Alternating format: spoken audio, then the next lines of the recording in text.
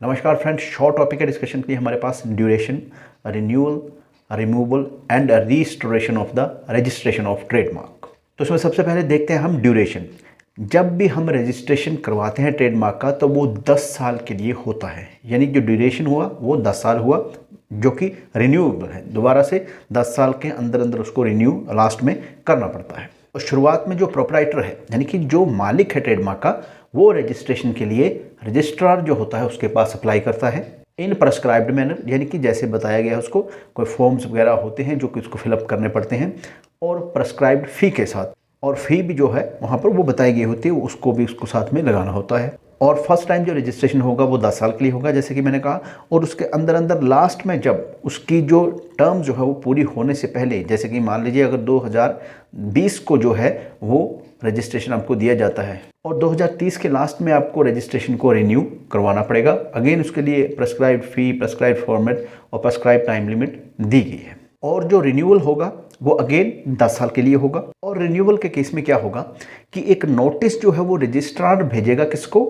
Registered proprietor को, जो already registered है, जिसमें कि ये बताया जाएगा कि भाई आपका ये जो रजिस्ट्रेशन था ट्रेडमार्क का, ये एक्सपायर हो रहा है इतनी तारीख को, उससे पहले पहले आप इसको रिन्यू करवा लीजिए। और उसमें आपको जो एक्सपायरेशन डेट होगी वो भी बताई जाएगी। फिर उसमें प्रेस्क्राइब्ड फ़ी जो होगी वो भी बताई जाएगी कि भाई कितने रुपए लगकर इसको आप रिन्यू करवा सकते हैं। और अगर कोई उससे जुड़ी कंडीशन है कि भाई ये कंडीशंस हैं आपके लिए, इनको आपको मद्देनज़र रखते हुए जो रिन्यूअल है रजिस्ट्रेशन का उसके लिए अप्लाई करना पड़ेगा। और अगर ये जो कंडीशन या शर्तें जो भी रजिस्ट्रार बताता है उसको फुलफिल नहीं करता है प्रोप्राइटर, जो रजिस्टर्ड प्रोप्राइटर जो है, तो फिर क्या होगा?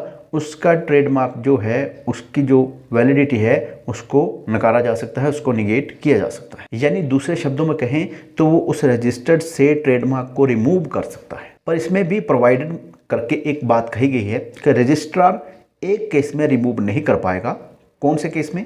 जैसे कि मान लीजिए कि आज रजिस्ट्रेशन खत्म हो रहा है और अगले 6 महीनों के अंदर अंदर जो है प्रोप्राइटर जो है, जो रजिस्टर्ड प्रोप्राइटर जो है, वो रिक्वायर्ड फॉर्मेट को फिलअप करके रिक्वायर्ड फीस देकर, और उस पर अगर कोई सरचार्ज होता है तो उसको भी वो पे कर देता है। ध्यान रखिएगा कि अगर आज उसकी डेट खत्म हो रही है रजिस्ट्रेशन की, तो विद इन नेक्स्ट 6 मंथ, यानी कि अगले 6 मंथ के अंदर अंदर ये हो जाना चाहिए। दूसरे शब्दों में कहें तो जो लास्ट डेट होगी आपकी, जिस दिन आपका रजिस्ट्रेशन खत्म हो रहा हो, उससे लेके नेक्स्ट 6 मंथ तक जो रजिस्ट्रार है उसको वेट करना पड़ेगा। और इन बिटवीन अगर जो प्रोप्राइटर है वो अप्लाई कर देता है with in required format, required fee, surcharge etcetera जो भी है, तो फिर क्या होगा?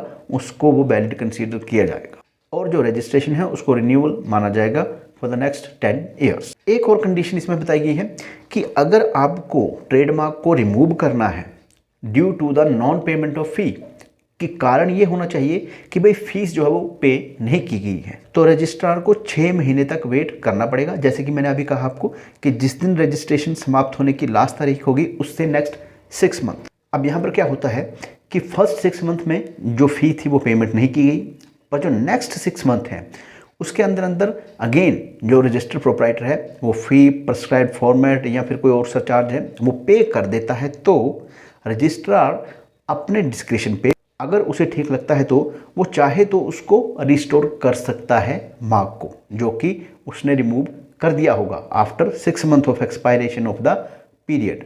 पर यहाँ पर ध्यान रखिएगा कि कारण जो होगा वो non payment of the fee होगा, कि फ़ी जो पे नहीं की गई है और 6 महीने वेट करने के बाद उसको क्या किया? उसको रिमूव कर दिया। पर उस 6 महीने के बाद नेक्स्ट 6 मंथ हो गए, हो सकता है कि जो रजिस्टर्ड प्रोप्राइटर है वो अप्लाई करे फ़ी, प्रेस्क्राइब्ड फॉर्मेट और उसके साथ जो सरचार्ज होगा उसको पे करके। तो उस सिचुएशन में रजिस्ट्रार अगर चाहे डिस्क्रिशनली, यानी कि उसको ये राइट है कि वो चाहे तो उस मार्क को रिस्टोर कर सकता है, और अगर चाहे तो उस पर कंडीशन भी लगा सकता है फर्दर, यानी आने वाले टाइम के लिए, कि भाई ये कंडीशंस हैं ये आपको फुलफिल करनी पड़ेगी। और अगर ऐसी कंडीशन लगाई जाती हैं तो जो प्रोप्राइटर है वो उनको मानने के लिए तैयार है और वो फी दे देता है, तो फिर अगेन उसको कहेगा कि ये रिस्टोरेशन हो गया है ना।